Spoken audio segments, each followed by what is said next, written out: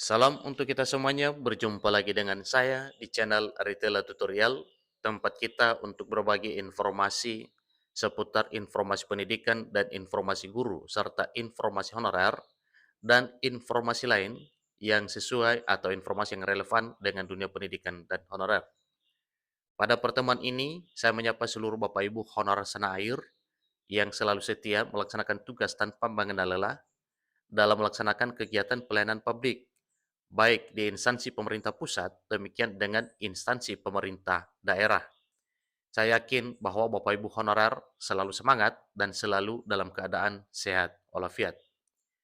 Informasi terkini terkait dengan rencana pemerintah untuk menuntaskan honorer, yaitu salah satunya yaitu dengan skema pengangkatan honorer menjadi P3K per time.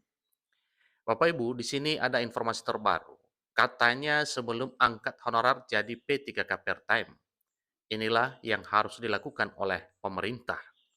Nah, Bapak Ibu honorer tentunya ingin tahu kira-kira apa yang harus dilakukan oleh pemerintah sebelum mengangkat honorer menjadi P3K per time atau P3K paruh waktu. Untuk itu Bapak Ibu, simak informasi ini sampai selesai. Jangan ketinggalan informasi. Dan bagi Bapak Ibu yang sedang menonton, demikian dengan Bapak Ibu yang mungkin baru menemukan informasi melalui channel ini, dukung channel ini dengan cara like dan subscribe, share, dan komen, serta nyalakan tombol notifikasinya supaya semua informasi yang disalurkan melalui channel ini selalu update di layar Bapak Ibu.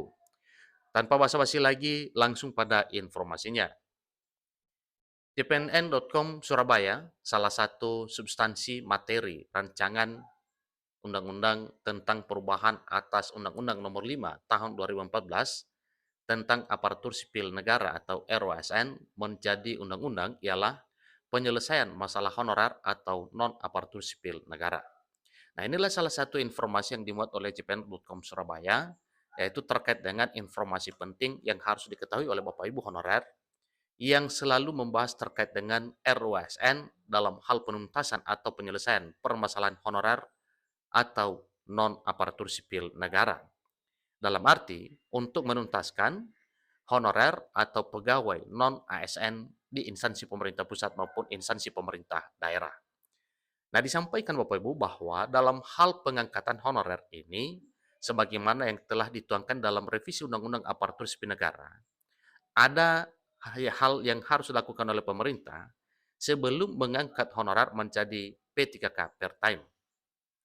Dalam revisi Undang-Undang Aparatur Sipil Negara, muncul konsep penyelesaian honorer dengan mengangkat sebagian dari mereka menjadi pegawai pemerintah dengan perjanjian kerja atau P3K per time ataupun P3K paruh waktu.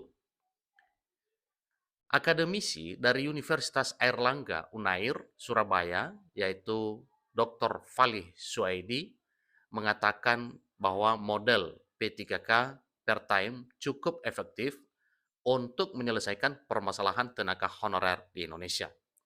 Ini satu pendapat dari akademisi Bapak Ibu ya, yang mana ini adalah dari Universitas Airlangga atau Unair, yaitu Dr. Falih Suaidi, yang menilai bahwa pengangkatan honorer menjadi P3K per time itu lebih efektif dan efisien. Nah, tentunya Bapak Ibu, ini menjadi satu langkah yang harus dilakukan oleh pemerintah untuk menyelesaikan honorer, yaitu dengan mengangkat menjadi P3K per time atau P3K paruh waktu. Namun, kebijakan P3K per time ini harus ditinjau. Wajib ada tinjauan lebih lanjut sebelum diresmikan. Ini kata Fali Suedi, dosen administrasi negara di Universitas Airlangga atau Unair di Surabaya pada hari Senin 25 September 2023. Hal yang perlu kajian mendalam lanjutnya antara lain mengenai proses perekrutan honorer yang akan diangkat menjadi pegawai pemerintah dengan perjanjian kerja atau P3K, termasuk yang akan menjadi P3K per time. Proses pengangkatan harus transparan dan tegas agar tidak ada peluang bagi oknum-oknum nakal untuk melakukan praktik korupsi, kolusi, dan nepotisme atau praktik KKN. Hal ini perlu ditinjau lebih mendalam dan mempertegas atas kebijakan yang telah ditetapkan agar kebijakan yang telah dirancang berjalan dengan baik dan cepat pada sasaran. Ini tutur dosen Fakultas Ilmu Sosial dan Ilmu Politik Universitas Airlangga atau UNAIR tersebut. Dia mengatakan, sebelum proses pengangkatan dilakukan, maka harus ada pengklasteran honorer. Artinya mungkin ada pemilahan atau ya pengelompokan honorer, sehingga nantinya yang bisa diangkat menjadi P3K per time itu benar dan berterima dengan P3K per time, dan tentunya tidak semua akan digiring ke P3K per time, tetapi juga digiring ke P3K full time atau P3K penuh waktu. Karena tidak semua syarat yang harus dilakukan, yang harus dipenuhi oleh honorer itu sesuai dengan per time atau sesuai dengan full time. Sistem pengklasteran ini menggunakan pengkombinasian kinerja atau kompetensi dari seorang pegawai. Ini melihat seberapa lama ia mengabdi. Nah, tentunya kalau berdasarkan hal tersebut, Bapak Ibu, berarti ini ada masa kerja dan usia tertentu yang wajib dipertimbangkan untuk diangkat menjadi P3K full time atau mungkin P3K part time. Inilah yang disampaikan pengklasteran tersebut, berarti berdasarkan kategori masa kerja dan usia mungkin ya ada pengaruhnya. Karena masa kerja yang semakin lama juga, maka ada faktornya dengan usia para honorer. Dengan ini, kebijakan yang telah dirancang oleh pemerintah akan tepat sasaran, ujarnya. Nah, Bapak Ibu honorer, terkait dengan hal ini tentunya ini adalah salah satu yang perlu kita harus ketahui, kira-kira bagaimana nantinya arah kebijakan pemerintah untuk menuntaskan honorer ini untuk pengangkatan menjadi ASN P3K di tahun 2023 maupun tahun berikutnya apabila tidak semua bisa dituntaskan di tahun 2023 tahun ini. Tetapi di sini disampaikan bahwa sebagaimana pernyataan dari salah satu dosen atau akademisi dari Universitas Airlangga, Surabaya, Dr. Fali Suaidi, yang mengatakan bahwa model P3K itu atau model P3K per time itu cukup efektif untuk menuntaskan permasalahan tenaga honorer di Indonesia. Nah, Bapak Ibu tentunya banyak bertanya-tanya kira-kira bagaimana kira-kira apabila seorang honorer diangkat menjadi P3K per time atau paruh waktu.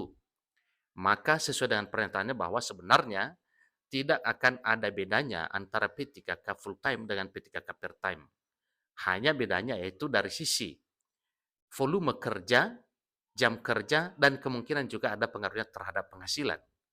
Tetapi berbicara soal status, sebagaimana konsep pemerintah yang menghapus status pegawai honorer menjadi status pegawai ASN, berarti semuanya baik P3K full time demikian dengan P3K part time sama-sama sebagai aparatur sipil negara atau ASN. Kemudian informasi sebelumnya juga mengatakan bahwa atau informasi terdahulu juga mengatakan bahwa seketika nantinya para honorer telah diangkat menjadi ASN atau P3K part time, maka tidak tertutup kemungkinan untuk beralih status menjadi P3K full time. Nah, itulah informasi yang Bapak Ibu. Semoga apa yang dicita-citakan oleh Bapak Ibu honorer terkait dengan pengangkatan yang ada kaitannya dalam revisi Undang-Undang Aparatur Sipil Negara, perubahan atas Undang-Undang Nomor 5 Tahun 2014, para honorer segera diangkat menjadi aparatur sipil negara, baik status CPNS, P3K full time, dan P3K part time. Demikian informasinya, semoga bermanfaat. Sampai ketemu pada informasi berikutnya. Terima kasih.